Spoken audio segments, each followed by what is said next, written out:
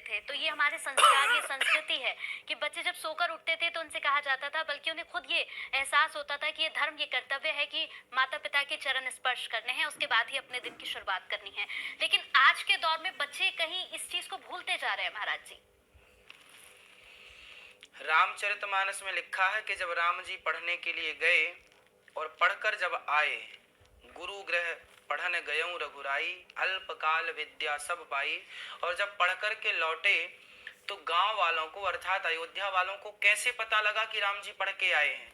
दशरथ जी को, कौशल्या जी को कैसे पता लगा कि पढ़ के आए हैं? बोले राम जी का व्यवहार बदल गया। आज की शिक्षा ऐसी है कि आज हम केवल डिग्री कागज में लिए घूमते हैं। ये हमारी रही पीएचडी, ये देखिए जी हम पीएचडी कर लिए हैं। पहले की डिग्री कागज में थी, आज की डिग्री कागज में है, पहले की डिग्री चरित्र में थी। प्रातः काल उठ के रघुनाथा, मात पिता गुरु ना वही माथा। राम जी का स्वभाव बदल गया पढ़ने के बाद। कैसा हो गया? अब वो सवेरे जागते हैं और अपनी माँ को पहले प्रणाम, पिता को पहले प्रणाम, गुरु को पहले प्रणाम करते हैं। तो मैं पढ़ा लिखा हूं कैसे पता चलेगा? मेरे माथे पर तो लिखा नहीं कि मैं पढ़ा लिखा हूं, या मेरे कपड़ों से भी नहीं लगता कि पढ़ा लिखा हूं। पढ़ा लिखा कौन है? अच्छे कपड़े तो पुतले को भी पहनाए जा सकते हैं। शिक्षा क्या है?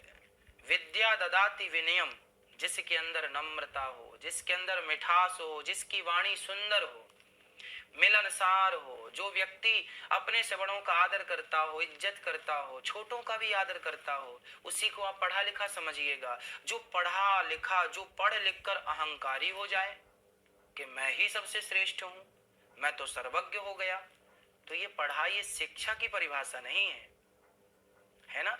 आधी जो गगरी होती है ना, गागर आधी, वो छलकती ज्यादा है आधी, वो जो पूरी होती है वो नहीं छलकती।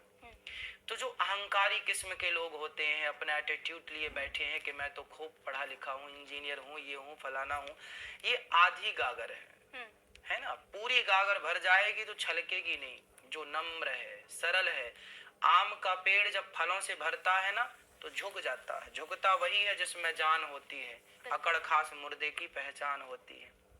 तो आम का पेड़ झुक जाता है, जबकि बबूल का कभी नहीं झुकता, क्योंकि कांटों से भरा है। तो जो संस्कार से भरा होगा वो तो झुकेगा।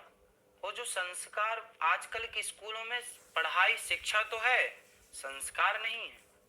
इसलिए पढ़े लिखे बच्चे सिगरेट पीते हैं, बिल्कुल। इसलिए पढ़े लिखे बच्चे बड़ों के सामने खड़े होकर, हमारे गांव में तो ये आलम था कि यदि कोई बच्चा सिगरेट पीता भी था, बच्चा मीन्स कोई जवान मेरे जैसा कोई व्यक्ति सिगरेट बीड़ी पीता था और देख लेता था कि गांव में काका जी आ रहे हैं, चाचा जी आ रहे हैं, गांव के बुजुर्ग आ रहे हैं, तुरंत बीड़ी बुझा करके तुरंत अच्छा बन जाता था। बिल्कुल, ये सम्मान था। जबकि वो चाचा, वो काका जो थे ना, आ रहे थे, वो भी अनपढ़ थे। हाँ।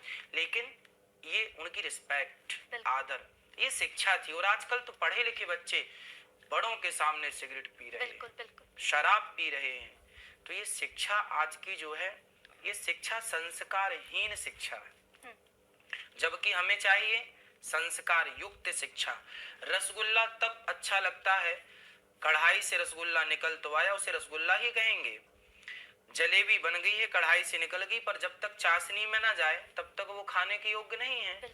एक कढ़ाई से निकलती है और दूसरी कढ़ाई में जाती है, मीठी कढ़ाई में अर्थात चाशनी में।